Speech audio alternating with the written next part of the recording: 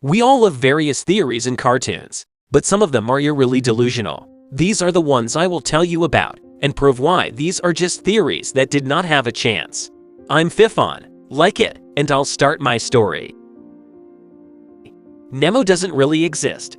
This is a very popular theory, and the whole point is that, in fact, Marlin's family perishes entirely. Left alone, he cannot cope with grief and goes crazy. Trying to find at least some solace, Marlin imagines that one of his children survived. The film is an allegory of the father going through 5 stages. Denial. Marlin doesn't let Nemo go to school, believing it's not safe.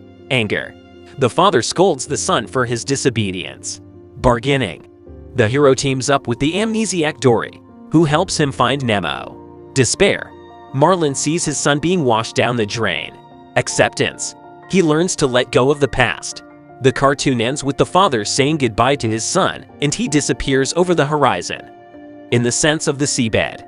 Plus, the very name Nemo is translated from Latin as no one, a non-random reference to the novel 20,000 Leagues Under the Sea. Now I will explain why this is all just a theory. He knows, in principle, many theories are shattered into dust after the release of the new part of the cartoon. But here you cannot turn to the sequel Finding Dory, because the first part is enough to destroy the theory. For some reason, the people who wrote this theory completely forgot about the existence of other creatures, such as fish, birds, seals, and even people. There were enough characters in the cartoon that have nothing to do with Marlin and his injury, but they see Nemo perfectly. They communicate well with him and even help him escape from captivity. What can we say about people, such as the dentist Philip, who actually kidnapped Nemo and was going to give him to his niece? Outcome 1. Theory lost. The Wally Theory. One of the darker theories suggests that the cute robot Wally is responsible for the destruction of the Earth.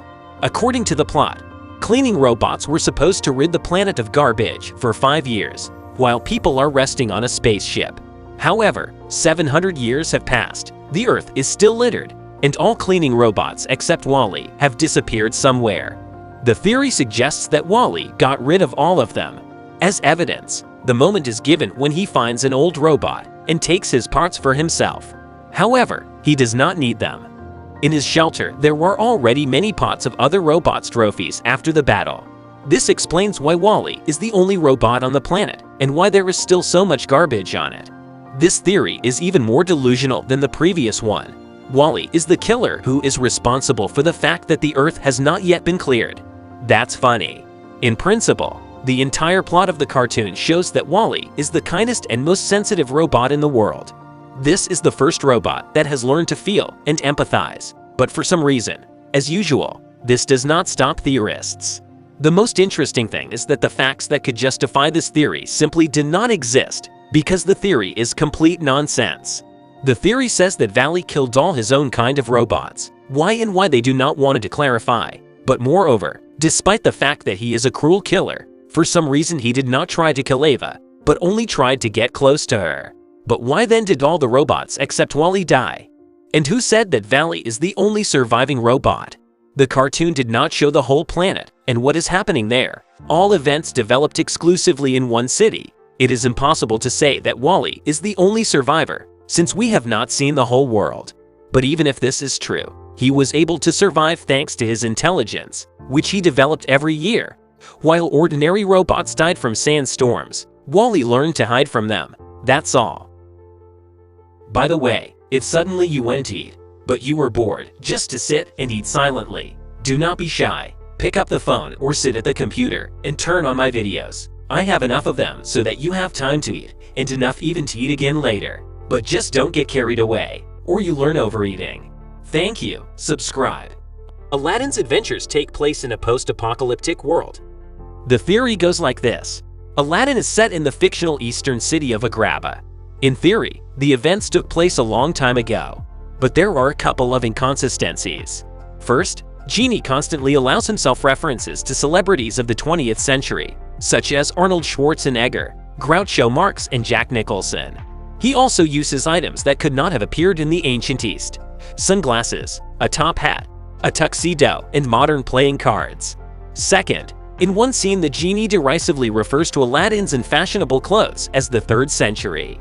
The genie was locked in a lamp for 10,000 years, and it is unlikely that he was put there in the Paleolithic.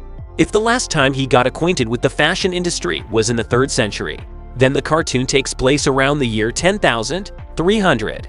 The only explanation why humanity is not colonized at this time lives in sand-covered cities in the style of the Eastern Middle Ages post-apocalypse.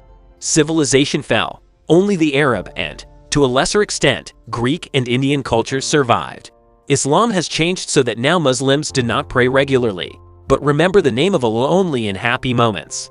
There are no prayer rigs, mosques, and imams either. Agrabah is a corruption of Arabia. Now, why do I think that this theory, like the rest, is complete nonsense? Yes, when you listen to all these arguments, you can really believe that everything is happening in a post-apocalyptic world. But now I will destroy all these arguments. First, the fact that Genie constantly makes references to celebrities of the 20th century. I don't see any oddities here. Genie is a very extraordinary person. He doesn't even go to the shower without some kind of jokes. The genie is many thousands of years old, having so much time and limitless strength. He could come up with millions of different images for himself. It is clear that his imagination is very well developed. Therefore, given his age and fantasy, I can say that all the coincidences with the real people of our world are nothing more than just a coincidence. And, of course, a plot preparation to make the film look simpler and more interesting. Secondly, the fact that the genie pointed to Aladdin's clothes, and the fact that it is from the 3rd century. Then I thought that in the second part of Aladdin, the genie returned from his vacation, and then it dawned on me. All I will say now, you are the same you can use for the previous argument. In general, given the incredible power of the genie, I believe that he can travel through time.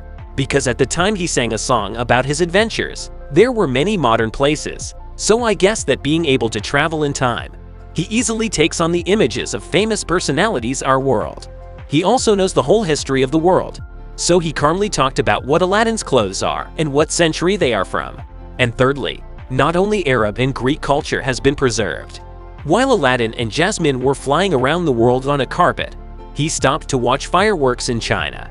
Therefore, it is logical to assume that all events develop in the ordinary world, but with all sorts of magical things and abilities. And so, it was a revelation of 3 theories. If you like this section, then I will shoot another video like this. So put likes and subscribe to the channel so that I see your interest. Fifon was with you. Thank you all for watching. Bye.